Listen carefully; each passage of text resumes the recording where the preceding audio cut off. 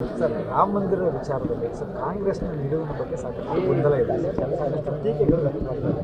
ತಾವು ಇಲ್ಲಿ ರಾಮನಗರದಲ್ಲಿ ರಾಮೋತ್ಸವವನ್ನು ಮಾಡ್ತೀವಿ. ಖಂಡಿತವಾಗೂ ಇವತ್ತು ಅದಕ್ಕೆ ನಾನು ಬದ್ಧನಾಗಿದ್ದೇನೆ. ರಾಮೋತ್ಸವವನ್ನು ಭಕ್ತಿಪೂರ್ವಕವಾಗಿ ರಾಮನೋತ್ಸವವನ್ನು ಎಲ್ಲ ಪಕ್ಷದವರು ಜಾತ್ಯತೀತವಾಗಿ ಪಕ್ಷಾತೀತವಾಗಿ ನಾವು ವಿಜೃಂಭಣೆಯಿಂದ ಆಚರಣೆ ಮಾಡಬೇಕಂತ ಹೇಳಿ ತೀರ್ಮಾನ ಮಾಡಿದ್ದೀವಿ. ಈಗ ರಾಮ ಮಂದಿರ ವಿಚಾರವಾಗಿ ಸಾಕಷ್ಟು ಪರ ವಿರೋಧಗಳು ರಾಜಕೀಯಗಳೆಲ್ಲ ಚರ್ಚೆ ಆಗ್ತಾ ಇದ್ದಾವೆ. ನೀವು ಆ ವಿಚಾರವಾಗಿ ನಿಮ್ಮ ನಿಲುವು ಜೊತೆಗೆ ನಾನು ಮೊದಲೇ ಹೇಳಿದ್ದೀನಿ, ನಾನು ರಾಮನ ಭಕ್ತ. ನಾನು ರಾಮನ ಭಕ್ತ. ನಾನು ಎಲ್ಲ ದೇವರಿಗೂ ಪೂಜಿಸ್ತೀನಿ, ಎಲ್ಲ ದೇವರಿಗೂ ನಾನು ಸ್ವಾಗತಿಸ್ತೀನಿ. ಅದರಲ್ಲಿ ಏನು ಒಂದೆರಡು ಮಾತಿಲ್ಲ. ನಾನು ಮೊದಲಿಂದ ಹೇಳ್ತಾ ಇದ್ದೀನಿ, ಇವತ್ತು ಹೇಳ್ತೀನಿ. ನಾನು ಚಿಕ್ಕ ಮಗನಿಂದ ಹಿಡಿದ ನಾನು ಎಲ್ಲ ರೀತಿಯಲ್ಲೂ ಕೂಡ ನಾನು ವಿದ್ಯಾರ್ಥಿ ಜೀವನದಲ್ಲಿ ನಾನು ಸರಸ್ವತಿ ಪೂಜೆನೂ ಮಾಡಿದ್ದೀನಿ, ಲಕ್ಷ್ಮೀ ಪೂಜೆನೂ ಮಾಡಿದ್ದೀನಿ, ಗಣೇಶನ ಪೂಜೆನೂ ಮಾಡಿದ್ದೀನಿ, ರಾಮನ ಪೂಜೆನೂ ಮಾಡಿದ್ದೀನಿ, ರಾಮನ ಪೂಜೆನೂ ಮಾಡಿದ್ದೀನಿ. ಅದಕ್ಕೆ ಅಯೋಧ್ಯೆ ರಾಮ ಮಂದಿರ ನಿರ್ಮಾಣವನ್ನು ನಾವು ಸ್ವಾಗತ ಮಾಡ್ತೀವಿ. ನೋಡಿರಿ, ಯಾರೋ ರಾಜಕೀಯಕ್ಕೋಸ್ಕರವಾಗಿ ಏನೋ ಮಾಡಬಹುದು.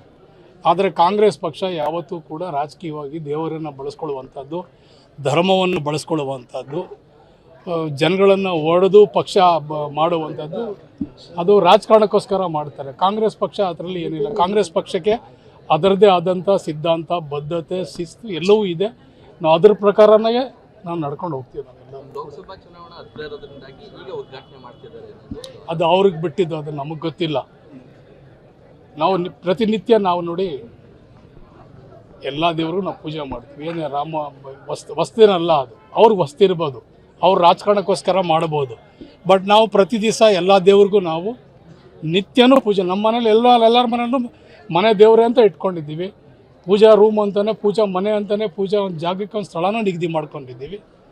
ಅವ್ರಿಗೆಲ್ಲ ಹೊಸ್ತಾಗೋದು ರಾಜಕಾರಣಕ್ಕೆ, ತೋರಣೆಗೆ, ರಾಜಕಾರಣಕ್ಕೋಸ್ಕರ ಅವ್ರು ಬಳಸ್ಕೋತಾ ಇದ್ದಾರೆ. ನಾವು ಆ ರೀತಿ ಇಲ್ಲ. ಕಾಂಗ್ರೆಸ್ ಪಕ್ಷ ಅದು ಆ ರೀತಿ ಯಾವತ್ತೂ ಇಲ್ಲ. ತಮಗೆ ಇರುವಂತಹ ಒಂದು ಸ್ಪಷ್ಟ ನಿಲುವು ಕಾಂಗ್ರೆಸ್ನ ಬಹುತೇಕ ಶಾಸಕರಿಗೆ ಇಲ್ಲ ಅಂತ.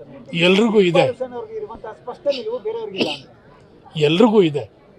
ಎಲ್ಲರೂ ಕಾಂಗ್ರೆಸ್ ಪಕ್ಷದವರನ್ನೇ, ಎಲ್ಲರೂ ಅದಕ್ಕೆ ಬದ್ಧವಾಗಿರಬೇಕಾಗ್ತದೆ. ಆ ಸಿದ್ಧಾಂತಕ್ಕೆ ನಾವು ನಡ್ಕೊಳ್ಬೇಕಾಗ್ತದೆ ನಾವೆಲ್ಲರೂ.